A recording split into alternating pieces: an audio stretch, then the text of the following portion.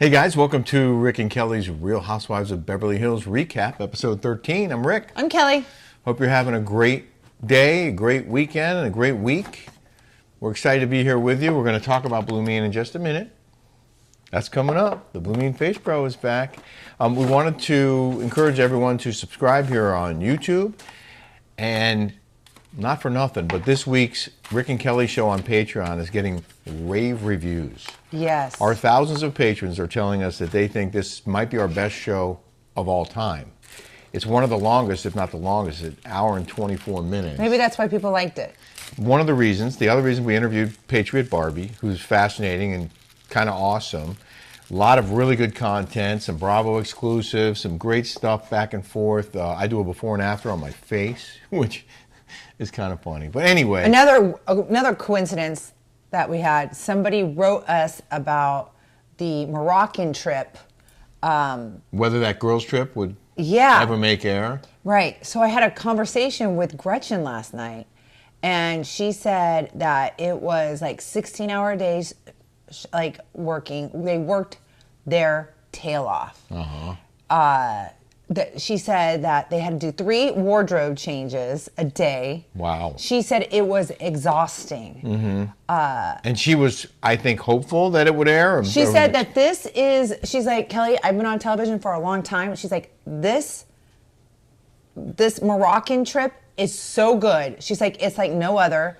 She's like, they have to air it because she's like, they break the fourth wall. She's like, so many good. I'm like, I want to see it. Yeah, but it sounds like with this lawsuit officially filed by Carolyn Manzo against Bravo and the production companies, that it may not. If they're being sued for content, it would be against their best interests, I believe, to put it on television, because that's a sign that they're endorsing the content and making money off the content, which they may then have to give to Caroline if she's successful in her lawsuit. I don't know. I'm not a lawyer.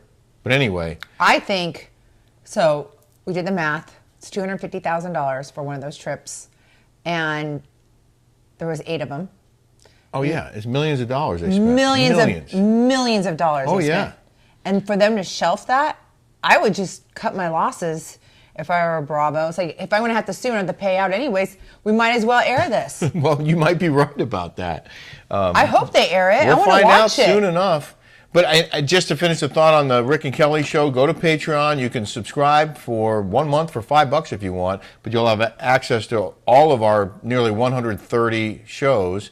The whole library is yours to view, and we're bringing new content every week. We think you'll love it. That's the Rick and Kelly show on Patreon. Do you have any quick takes before we get to a couple of items here about this week's show, the Beverly Hills recap? I thought it was entertaining. Mm-hmm. I thought it was. It has all the elements, right, that you want to see in a Housewives. Yeah, I thought it was good. Last week's ratings was a hit once again with viewers. The live audience had a 0.29 demo and 1,093,000 viewers, so just under 1.1 million viewers, which is terrific for live viewers. And it only seems to be getting better, or hovering around that 1.1 million mark. Now, before we get to the recap, the Blumene Face Pro, which you have just unboxed. Oh, yeah. So look at this. She has others. This is a brand new one. This is a brand new one. It's got all these different lights and then this right here tells you everything that you need to know about all the different lights and the modes, and the clean mode and the warm muscle mode. And I use this. This is the clean mode. The red is relaxes the skin and product to penetrate and moisturize your skin. I like the red. The blue is for moisturizing mode, but it gives you all these directions on how to lift your face. More importantly, you have seen a difference, you said. Oh, yeah. In your skin and the effect it has, and it feels good. Oh, it feels good. And you know what I like about this the most? It detoxifies your face. Like if you're puffy, it's kind of like one of those like massages, those little light massages that it goes through your lymphatic system. This is good just in and of itself, but at night it's good to push a product in. That's what I really like about this. So like, watch. I'm just going to do this for a little bit. And The offer, can I tell them the offer? Oh yeah, tell them the offer. It's $70 off for the first 100 people, and you get a free book with facelifting secrets. This sells out every time. Every time. Every time we promote it, it sells out. And they also offer a money-back guarantee. So if you don't see results, they will give you your money back. It's, again, $70 off, so it's $79, I believe. But you can go to the website, blumene.com/Rick and Kelly. We're going to put a link in the show description. Easy to just go to our show description, click on the link. You can order your own. And they did mention that there are fakes out there. Well, Some of our viewers have noticed them yeah. on sites. Look how much this one's lifted compared to this. Just doing it in 2 seconds. Blumene says that the battery quality, I gotta even this shit out. the complaints about the fakes are that the battery quality is weak and the material is cheap and the batteries are unreliable. Some of them have arrived broken. They are not the real Blumene. This is the real Blumene Face Pro. So get yours. Just click on the link in our show description. Oh, it feels so good. Yay. I love this. All right, now on to this week's show. Yes. The Oh, it ladies. feels so much. It does. It feels so much better. I love it. It feels Yeah. like a massage for the face. That's awesome. That's awesome. Maybe I'll try it. Yeah. I could always use a good massage on my face. Yeah. Exactly. The ladies are packing for Spain. I thought it was interesting that Garcelle and at least Erika, those two at the very minimum, were brought along a glam squad. They paid for that themselves. Evolution and Bravo do not. They paid for that. That had to be a huge expense for them. Of course. And why would, if most of the cast members don't have it and are doing their own makeup, why would these two need a glam squad to go with them on a trip to Spain? Because they want to look good when they're here. I mean, they know that this is going to be filming, and this is what's problem being on these shows, right? You get paid a lot, but it takes a lot of money to be on the show. Mm-hmm. Like, I honestly, not being on the show, I feel like I'm saving money. Okay. Honest to God, my clothing bills were like $30,000 a month to be on this show. Wow. Your makeup, your hair, like the whole thing is outrageous. Well, Sutton is packing and puts her late friend Merce Cunningham's ashes in a Ziploc bag to bring with her because I guess he had done a show in the town where they went. But it was kind of weird. Very weird. Like, really, like, why do you have the ashes? And, like, how long ago did he die? And how long have you had him in a Ziploc bag? Right? I found it very strange. Yeah, me too. They And apparently it was like in a small little, snack pack Ziploc. It wasn't like even like a full size Ziploc, like the kind that you put in the freezer size. it didn't look like a lot of ashes. It didn't look like a lot of ashes. I mean, Maybe was it spread out? Like, maybe there were other ashes and she just took a little bit for the show. I don't know. But more on that in a minute because it comes up again. They're greeted at LAX. It looks like they had a greeter, which is they always have that. that's nice. Sutton, when they get there, plays a game on the bus, and it's all about her, which is kind of funny. And Erika wins a tiara Yes. as a result of that game. The Airbnb, I thought, looked rustic and looked too dated for these ladies. And we'll hear in a little bit that I think that's the case, that they were not happy there. Yeah. Well, it looked like it was kind of far removed. Yeah. Like, it didn't seem like you're like on that Real, that It was in area. the I've been to Barcelona twice, and I wouldn't go. I like Spain. I don't. It's not like a place I would want to keep going back. I've never been. It was on my bucket list, but after hearing Kelly talk about it, I don't think we're going to wind up going there. There are plenty of other places that I haven't seen that I want to go to. And it did look like they were in the sticks a little bit. The guide said the house was haunted. Mm-hmm. And that was kind of funny that they were reacting. Erika says she felt it, that she can smell spirits. Yes. You want to imitate Erika smelling spirits? I can smell spirits. Yeah. This is a no bueno. Adios, mio. Good job. You're welcome. So then they, after the break, they draw numbers for the rooms. And you can tell, I thought, when they see the rooms that they don't like them. Dorit gives Kyle a hard time about her clothes.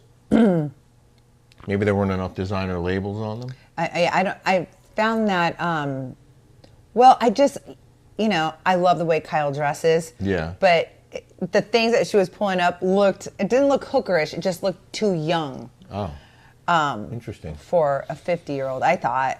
But she's got a great body. She looks amazing. But I think that's what Dorit thought. Yeah. Okay. So I think she looks great. They go down for dinner. It was a self-serve bar.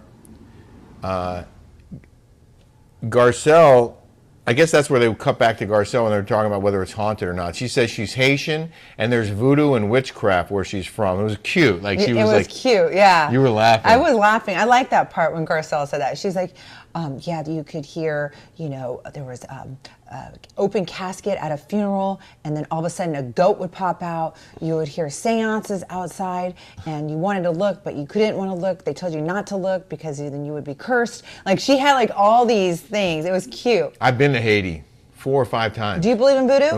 In my career. I could be persuaded. I've seen the voodoo, some of the shrines or whatever you call them. I've seen the stuff that they Is it black magic voodoo? Yeah, kind of like that. But I have been there and experienced it. But not But experienced. Garcelle says that she believes in the black magic. Okay. I don't know. That's scary Erika was stuff. wearing PJs. It looks well, she was wearing an outfit that looked like PJs that you own. Yeah. From Queen Park. Yeah. From So London. That's where yours are from. Yes, but didn't it look like that? It did, very much so. And then they meet Storm, the chef. And they're all over Googling eyed over Storm. Uh-huh. And then Annemarie says, you see, this place isn't so bad after all, which was confirmation for me that they had been talking amongst themselves, which wasn't included in the show, that they didn't like it there. Mm-hmm. Okay, so after a break, they sit down for dinner. Sutton brings out Merce's ashes, and that's when Kyle said, a Ziploc? Like, put me in a Birkin, I'll be okay, but not a Ziploc. Yeah, this is like, you don't do that. I mean, don't they have like a urn? An urn. That's what I said, an urn. Yeah. I feel like that's protocol. Or a Folgers coffee thing, like the Big Lebowski. Someone asked about an envelope. Do you need help with that? Jolie's making her lunch, or dinner, as it were. They flirt with the chef. Oh, and then it gets testy because Annemarie confronts Crystal.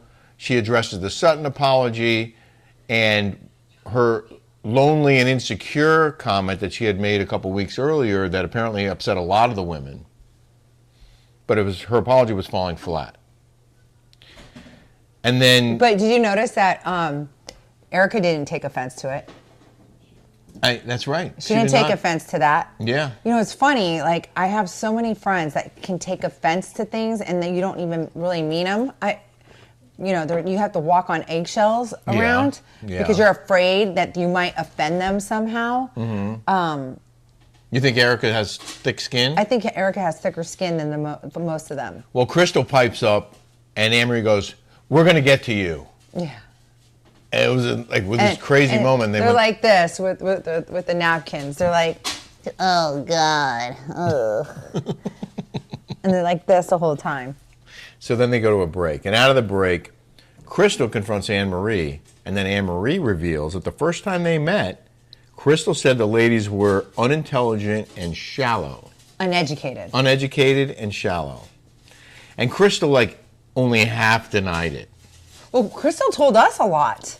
And we only met her one time. She said, you don't know what to believe with these women, that they're actors, and they act one way and then they go home and they separate it. Well, that's interesting because she said she wouldn't say it to someone she just met. Yeah. Which wasn't a complete denial. She was just saying, well, I would never say that to someone I just met. So then they show flashbacks Yeah. of Crystal kind of, saying how using big words and how the other women were kind of dumb and how she was up here and everybody was down here. And Dorit is educated. She speaks like 4 languages. She's a business owner. She's highly intelligent, as you can see. And she took offense to it. She knew that Crystal said that. Yeah. And then she called her, Dorit was getting slammed on the blogs, and because she said that she was a child bride. A child bride. Because she was 24 and the husband was 42 or 45, something. I think. 45. Yeah. Dorit also called Crystal boring. So I guess Crystal and Dorit now are on the outs. Annemarie reiterated that Crystal said those things, uneducated and shallow. And they're going back and forth over the table. Like, it's pretty heated. I just feel like Crystal kind of doesn't belong in that group. Like, you can see that they just have her in there because she's Asian. Well, I mean, it seems like that. Like, she's like just checking the box. they check the box. They check the box. Like because she, as far as we know, was not friends with any of them beforehand. right. She wasn't friends with any of them. And they don't seem to like her very much And at all. she doesn't seem to like them. Right. Like, it just doesn't seem like she belongs in that group. The interactions seem forced. Yeah. And when, after dinner ends and they go to bed, that's when you pointed out what Yanni said about Oh, no, Bruno. Bruno Bruno's like, because we have a group chat, he's on like, our Patreon. Sutton's built like a Lego character. He said something was built like a Lego. But the next morning, Sutton is talking to Crystal, and Crystal says that she doesn't think people believe Annemarie, but they do. They do believe I think they Annemarie. do believe Annemarie. Crystal's saying, well, I don't think they believe her. And Crystal tells Sutton that she's better than Annemarie, better than Sutton. Crystal tells Sutton she's better than her because she doesn't need someone to say they didn't say it or mean it, that she's better than that, that she's above that. She doesn't need someone to refute something that they're accused, that they said about her. I don't know if that made any sense. That didn't make sense? Crystal was telling Sutton, basically, I'm above all of this. I think, again, she was saying, she got to Sutton and she's like, I'm sorry, but how you deal with things and how I deal with things, I am above it. Right. Like saying, because she was kind of provoking her to start a fight, Sutton was. And again, Crystal was like, I'm above all of you. Like, I don't need to like have a confrontation or argue or do any of that. Yeah. Because again, I'm above you. And all of them know that that's what, I mean, Erika knows. Like, it's like Heather Dubrow calling all those girls losers and then denying it when they flash back and she says they're all losers. And then she's Heather Dubrow goes on back again and says, well, this is what they gave me to work with. Like, again, that these girls are losers. Like, she's up here and everybody on the OC is down here. Crystal kind of thinks the same way. And the flashbacks were not kind to Crystal. They sort of backed up what everyone else was saying. And when Sutton's expression alone made it clear that they did believe Annemarie. They do believe that Crystal said those things because, thanks in part to the flashbacks, you can see that she has a history of saying those kinds of things about them. Yeah. So it was kind of interesting that Annemarie called her out, I thought. The other thing that happened was Erika shared news about her earrings appeal, that she's trying to keep those earrings. She had been ordered to give them to Wait, let me stop real quick. I have a thought. So when we met Crystal at that event, she told us that she went to UCI, really hard school to get into. It's a UC school here in Irvine. And she said that she was in pre-med, that she wanted to be a doctor. Yeah. She said those things to Right. us. So she's a pretty smart girl, right? Like, she's not a dummy. But she's also potentially, because of that, jealous that Annemarie got a job in the medical field. So she was using that against her, like, well, you said you were a doctor when I first met you, and you're just a nurse anesthesiologist or whatever. And a nurse had tested this. And then the way Annemarie talks, it's like, she's like, yes, the Blumene Face Pro. She talks like that. Like, she just enunciates every single word. No, that's not what I said, Crystal. Like she talks like this. She kind of annoys me. Okay. Now, But last week we liked her. I mean, you I liked know, her. but that's how it is. These shows. Yeah, they go week to week. Like last year, I couldn't stand Erika Jane. I like her this season. Well, speaking of Erika, she was very disappointed in the reaction of the women when she announced that she had won the latest appeal. It was going back to the lower court to determine whether or not she could keep those $750,000 earrings, which are now worth, I think, close to double that much. And it's clear that the ladies all still believe that Erika still owes something to the victims, never paid enough attention to the victims of all these awful things, that her ex-husband had won lawsuits and didn't give them the money to the tune of tens of millions of dollars. And and then the husband gave her $10 million. I think it was more than 20 million. More than 20 million they showed she had spent on her Amex for her show in New York. And I mean, think about that. She spent $20 million on her Amex. I think it was over 4 or 5 years. But I could she's be like wrong MC about that. Hammered, and now she doesn't have any. Now she's worrying about buying a house. But she's never. She's like, he took all my paycheck. We don't know what went on in that marriage. Okay, she's saying that she gave her whole paycheck to her husband, and that it was kind of like financial abuse, basically. Mm-hmm. But he gave her $20 million. Right. And she's never acknowledged that it's possible that some or all of that money came from those settlements that should have gone to the victims of plane crashes and other awful incidents. One guy's house blew up, remember? Mm-hmm. And they did a documentary, and his face is completely scarred. His whole body is trashed, and he needs regular therapy, physical therapy, like daily. She's never, and I get it, it's probably because she knows she'd be liable for damages if she admits that the money she was spending came from them, but where else did it come from? Right. Her husband didn't pay the money that he collected in settlements for his clients. He bilked them out of it, and she winds up spending $20 million. I mean, put two and two together. Well, look at how she brings a glam squad. She makes $700,000 a year. I know. Allegedly. And allegedly. Okay. Well. I mean, we don't know exactly how much. It's about that much. Okay. And even Andy Cohen said it, but half of that gets away in taxes. Mm-hmm. Her burn rate is the way she spends on her clothes and everything is astronomical. Right. And she was worried. She's like, I don't know if I'm ever gonna buy a house again. Like, then don't bring a glam squad. Don't bring a glam squad. Yeah, it's like do your own makeup. Yeah, do your own makeup. Are you that spoiled that you can't do your own makeup? Well, no, that's when you see these women that are going to be destitute when the show's over. What assets are they going to have? What are they going to have after this? I mean, if she keeps spending everything she makes, nothing. They show some flashbacks of the women telling Erika that she should give money back, and then Garcelle reiterates that just give him the earrings, give him something. You'll sleep better at night. But Erika continues to say she's disappointed with the lack of support from the group after she announced this development. Then they take off in 2 vans. They're going to church and other stops along after that. And Crystal, and a bunch of the ladies are getting nauseous because the roads are like this. And then Crystal actually makes them stop and gets out and gets sick. Right. And her veins are popping out. And then they ask Annemarie, why are her veins popping out?